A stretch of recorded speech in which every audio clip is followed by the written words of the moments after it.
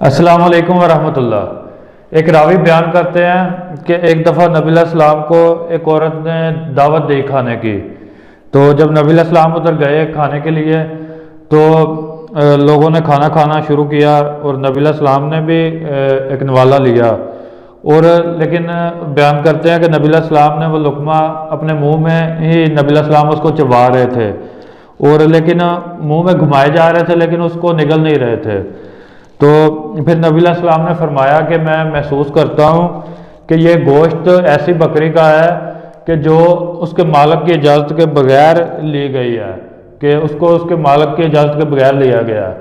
تو پھر اس عورت کو بلایا گیا کہ جس عورت نے وہ دعوت دی تھی نا، اس سے پوچھا گیا، تو وہ کہتی ہے کہ میں نے ایک آدمی کو بھیجا تھا کہ میرے لیے بکری خرید کے لائے، تو لیکن اسے بکری نہیں ملی تھی۔ تو کہتی ہے کہ پھر میرے ہمسائے میں ہی ایک آدمی ہے، اس کے پاس ایک بکری ہے، تو میں نے اس سے خریدنے کے لیے بھیجا، پھر لیکن وہ آدمی بھی نہ ملا۔ تو پھر کہتی ہے کہ اس کی بیوی کو کہا، تو اس کی بیوی نے وہ بکری بیچ دی، تو اس کی بیوی سے وہ بکری لی ہوئی تھی۔ تو پھر جب یہ پتہ چلا تو نبی علیہ السلام نے فرمایا کہ یہ کھانا قیدیوں کو کھلا دیں، کہ جو کھانا تھا نا وہ نبی علیہ السلام نے کہا کہ یہ قیدیوں کو کھلا دیں۔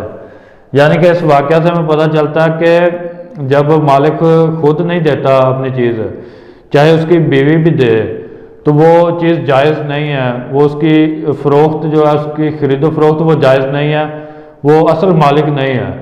بیوی جو ہے، اسی لیے اور احادیث میں بھی آتا ہے کہ بیوی جو ہوتی ہے وہ شوہر کے مال کی محافظ ہوتی ہے، اور اس واقعہ سے پتہ چلتا ہے اس حدیث سے کہ اگر وہ چیز بیچ دیتی ہے اپنے شوہر کی اس سے پوچھے بغیر، اس کی اجازت کے بغیر، تو وہ چیز اس کا بیچنا بھی جائز نہیں ہے۔ وہ اسی لیے نبی علیہ السلام نے پھر وہ کھایا بھی نہیں تھا لیکن قیدیوں کے لیے بھیج دیا تھا۔ تو یہ تھا نبی علیہ السلام کی زندگی کا ایک واقعہ۔ انشاءاللہ نیکسٹ ویڈیو کے ساتھ ملیں گے۔ السلام علیکم ورحمۃ اللہ۔